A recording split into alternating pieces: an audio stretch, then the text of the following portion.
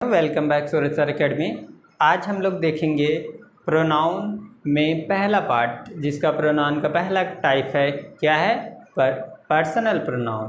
तो आज हम समझेंगे पर्सनल प्रोनाउन क्या है, उसकी परिभाषा और उसमें एग्जाम्पल को लेकर के हम पर्सनल प्रोनाउन को समझेंगे।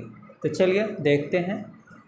पर्सनल प्रोनाउन की हमने एक परिभाषा ले रखी है। क्या है personal pronoun? Personal pronoun which denotes speaker, listener and the third person. Personal pronoun जो होता है डिनोट करता है तीन लोगों को।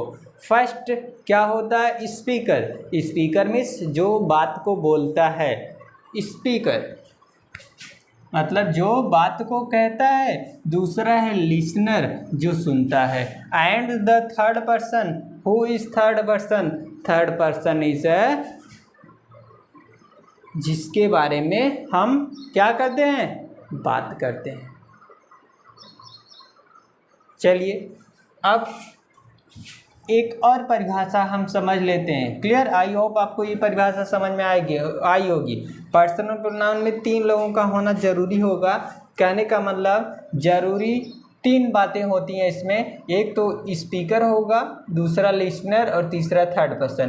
कहने का मतलब जो बातों को कहता है उसको हम स्पीकर बोलते हैं, जो सुनता है उसको लिसनर, और जिसके बारे में बात की जाती है उसको हम थर्ड पर्सन में रखते हैं। ठीक है। और एक परिभाषा बहुत ही चर्चित है जो हर एक बुक में दिया रहता है, उसको देख लेते हैं। पर्सनल प्रोनाउन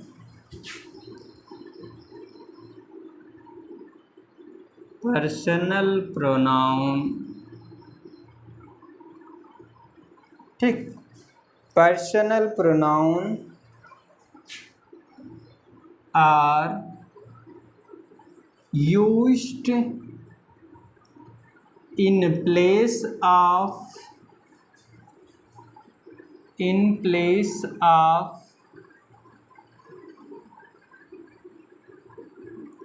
person, place,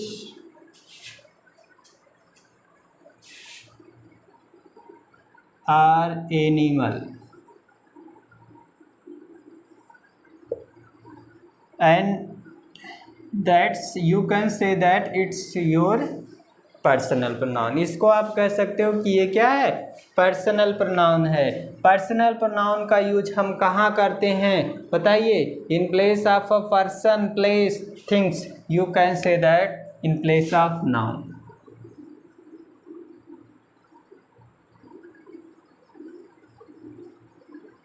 हम नाउन के प्लेस पे करेंगे बस। बट आपको ये बात ध्यान रहे कि ये इसको हम लेते हैं लिविंग्स में, LIVING। अगर लिविंग की बात होगी तो पर्सनल प्रोनाउन का उपयोग हम करेंगे, और अगर नॉन लिविंग हो जाएगा तो उसको हम इम्पर्सनल में पढ़ेंगे, लास्ट में पढ़ेंगे। ठीक है। तो लिविंग के लिए ज़्यादातर मैक्सिमम हम लोग यूज करते हैं क्या, किसमें? पर्सनल में। यदि नॉन लिविंग है तो इम्पर्सनल, और यदि आप क्लास 7, 6, 7, 8 में है तो आप इसमें उपयोग कर सकते हैं, कोई दिक्कत नहीं है। ठीक है। अब ये सारी बातें जो तीन लोग होते हैं, इन लोगों में तीन बातें होती हैं, आपको पता होगा। तो चलिए उसके बारे में समझ लेते हैं। लिखेंगे these are stand for three person.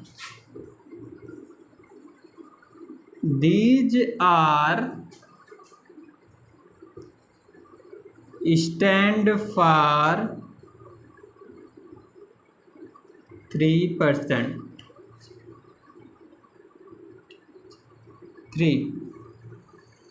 3%।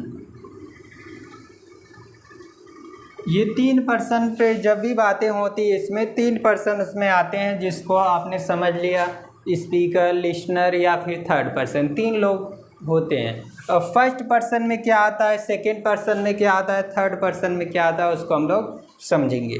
और जब फर्स्ट पर्सन होगा, ठीक है, किसके लिए? फर्स्ट पर्सन के लिए। जब बात होगी फर्स्ट पर्सन की, जिसको हम क्या बोलते हैं, person who speak, person who speak, जो बोलता है, पर्सन हु स्पीक्स। जो पर्सन बोलता है उसको हम फर्स्ट पर्सन में रखते हैं, और फर्स्ट पर्सन में क्या क्या आता है, या तो आई होगा या तो वी होगा। क्लियर? फर्स्ट पर्सन में यही आएगा, या तो आई या तो वी। और उसके बाद हम देखेंगे सेकंड पर्सन। ठीक, सेकंड पर्सन, इसमें क्या हो जाएगा भाई, इसमें जो बात को सुनता हो, तो ये क्या बोलेंगे, पर्सन स्पोकन टू, मतलब पर्सन जिससे बात कर रहा हो, जिससे बात कर रहा हो वह क्या होगा, सेकंड पर्सन होगा। और सेकंड पर्सन में हम लोग क्या लेते हैं, यू को लेते हैं। सारी बातें आपको समझ में आएगी, बस आप लास्ट तक बने रहें। सेकंड पर्सन में क्या आएगा भाई, यू आएगा। थर्ड पर्सन में क्या आएगा, इस पे चर्चा कर लेते हैं। थर्ड पर्सन में आएगा आपका पर्सन स्पोकन ऑफ, पर्सन जिससे, जिसके बारे में बात कर रहा होगा, पर्सन स्पोकन ऑफ, मतलब पर्सन जिसके बारे में बात कर रहा हो उसको क्या बोलते हैं, ही हो जाएगा, सी हो जाएगा, इट हो जाएगा, या फिर दे आ जाएगा। इन सब का उपयोग हम लोग क्या करते हैं, थर्ड पर्सन में। या किसी का नाम भी आता है, देखिए नाम ना, किसी का नेम का भी उपयोग हम इसी में करते हैं, किसमें, थर्ड पर्सन में। कहने का मतलब फर्स्ट पर्सन में क्या आएगा, आई और वी। ठीक है, आई और वी। उसके बाद सेकंड पर्सन में आपका आएगा यू, एंड थर्ड पर्सन में ही, she, it, they, I, we. वैसे इट के बारे में आप डिटेल से जब पढ़ेंगे तो इम्पर्सनल में पढ़ेंगे, किसमें, इम्पर्सनल, इम्पर्सनल में पढ़ेंगे। इम्पर्सनल में क्यों पढ़ेंगे, क्योंकि इम्पर्सनल का मतलब होता है अव्यक्तिवाचक, अव्यक्तिवाचक।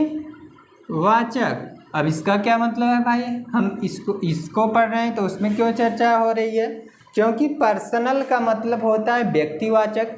इसमें जब भी बात होगी व्यक्तियों की बात होगी ना, व्यक्ति में लिविंग होंगे, तो इसमें ही, सी, दे ज़्यादा तक उपयोग होगा, यू, आई, वी।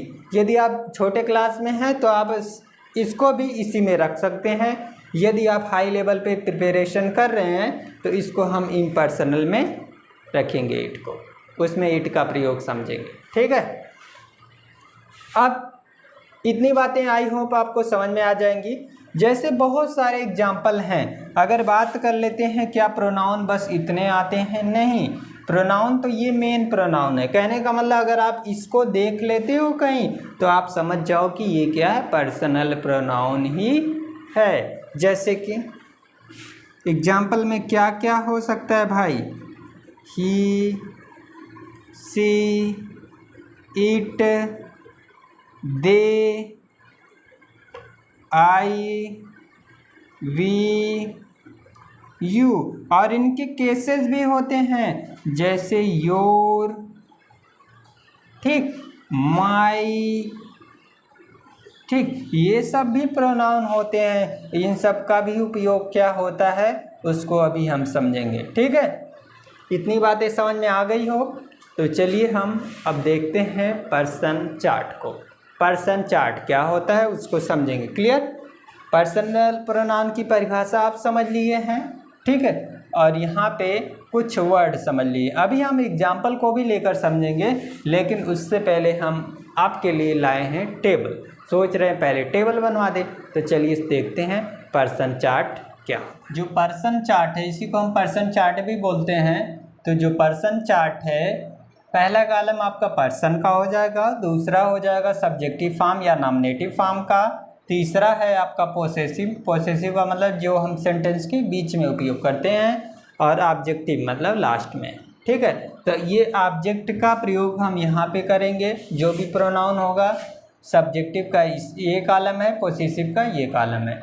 जैसे फर्स्ट पर्सन में दो ही आते हैं, इसके पहले हम लोग देख भी चुके हैं। ठीक है, तो फर्स्ट पर्सन में क्या आता है, या तो आई आएगा या तो वी आएगा, दोनों ही फर्स्ट पर्सन में आएंगे। ठीक है, दोनों फर्स्ट पर्सन में है। आई का फॉर्म जो होता है ऑब्जेक्टिव फॉर्म, उसको हम क्या लिखते हैं, मी, और इसका पोसेसिव फॉर्म होता है माई और माइन, दोनों होता है, माई भी होता है और माइन भी होता है। उसके बाद वी होगा, वी का क्या होगा, ऑब्जेक्टिव फॉर्म क्या होगा, अस होगा, और पोसेसिव फॉर्म आवर होगा और आवर्स होगा।